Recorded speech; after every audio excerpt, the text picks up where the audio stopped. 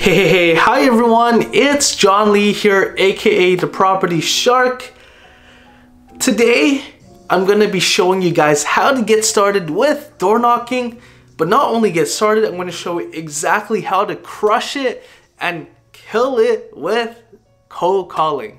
So let's get right into it. I'm gonna be giving you my top 5 keys to successful cold calls. So point number 1, what is your mindset? So mindset is so important because how you usually think is how you usually act, and they go hand in hand. So when you're thinking about cold calling, I grew up in an environment where my parents were very protective. They told me not to talk to strangers, and I grew up only associating with things and connecting with people that I am familiar with, and that was a really big roadblock for me to overcome initially because of the way that I was raised. However, that switch flipped when I started coming from a point of abundance, coming from a point of wanting to actually help people out and provide value, and to really just see, how we can make a difference and impact their lives. Once I started thinking that way, then it became a lot easier for me to pick up the phone. I became more welcoming. I was more high energy, more receptive, and people actually felt that. I realized I was able to connect with people that better when I started opening up and coming from a point of seeing how I can help them. People had their guards down. Versus when I was a little bit skeptical of what I was doing, I was a little bit hesitant to pick up the calls. People really felt that energy through the phone, believe it or not, and they didn't want to talk to me. They wanted to get off that phone call as fast as possible. So always come from a point of trying to help people. You're adding value. You're not really bugging them. You're not disturbing them. You're definitely not soliciting them. But always keep in mind, you never know what the other person on the other side of the phone is going through right now, what they've been through, what just happened in their life. So I've had a handful of bad apples, that picked up, that might have cursed and said some things that were terrible or hung up on me. But you have to keep in mind that that's on them. That's not on you. But most of the time, you'll be surprised at how welcoming and how receptive people are. And people are genuinely really nice on the phone, believe it or not. So always have the right mindset when you're going through doing this. Point number 2, what's your purpose? You always have to have a reason to call these people. Now, the easiest things that you can talk about when it comes to real estate is, when you have an open house that's coming up, you can call the neighbors and let them know that there's going to be an open house coming up. That's a great opportunity for you to connect with potential owners that might be looking to make a move or do something within a couple of years. Also just sold properties to let the neighbors know if they have any questions of property that just listed or just sold. Also, expired listings are a great way for you to connect with the homeowners, see how you can help them, why their last how their last experience was, and how you can step in to help them achieve the goals and help them make this move happen. Point number 3, who's your ideal client?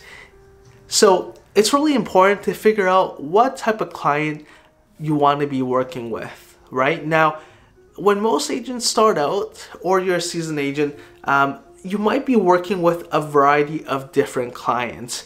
Now, I'm telling you, it's very important for you to narrow down and niche down on the specific clients that you're working with, because when you do that, the type of properties that you're going to be, the type of homeowners of the properties that they own that you will be calling is going to be different. For example, if you want to focus on people that are empty nesters, people that are downsizing, then you might want to pick an area with detached single-family homes that are 25 years or older. Versus if you want to work with young families, just married couples, then you might want to work with 1 to 2 bedroom condominium units and start in neighborhoods with a lot of high density residential properties. So it goes hand in hand, you know, your ideal client and your locations that you're calling will be very specific, and it's very important that you pick one and stick to it, because you don't want to be an agent that just works with downsizers, first-time home buyers, just married couples, couples looking to upsize. Make sure you pick your target niche and niche down and find out how to provide value and, you know, do the best that you can for these clients. Point number 4, what tools are you going to be using? When it comes to cold calling, you know, definitely there are resources out there for you to get people's phone numbers. So White Pages comes to mind as a phone book tool that a lot of people can access on the internet. However, in BC and in Canada, because of stricter soliciting regulations, we have something called a do not call list. Now, it's very important that you check with your state, with your country, in terms of the guidelines and regulations along cold calling, calling people, what you can do, what you can't do. In Canada, in BC, for example, we have to make sure we call people that are not on the do not call list, and we have to find a way to be able to access the do not call list. Some brokerages do have it with them, so it's really important that you make sure you figure out the rules and guidelines along who you can call and who you can't call. And now another tool that a lot of people like to use is called a dialer. An example of a dialer would be Mojo Dialer and Redx Dialer. Now, the purpose of a dialer is to help you speed up the process of connecting with potential clients. So instead of you manually typing in the phone number, waiting for it to ring, the dialer would be able to help you import your phone list and be able to help you call without ringing, and you could call really efficiently and drop a pre-recorded voice message as well. So it speeds up the process. It is very efficient. However, again, when starting out, I recommend that you figure out the do not call list rules and guidelines for who you can call and who you can't call. Find a way to access people's phone numbers that you can call, and also just start dialing by hand, right? That's how I started when I started cold calling, and it is very important to just take action, put yourself out there. It got to a point where I was only able to call X amount of phone numbers every hour, and I got too busy, so I needed to find a way to be able to connect and reach out with more people more efficiently, and that's when I looked at options of investing in a dialer. There's a single line dialer, there's a triple line dialer, again, just depending on the frequency and the efficiency that you want to reach out to them, how many people you want to reach out to. I would, again, just recommend getting started by finger dialing until you get to a point where you feel like you want to connect with more people more efficiently, and then I would consider investing in a dialer. So we went over the phone book, we went over the dialer, we went over the do not call list guidelines and regulations.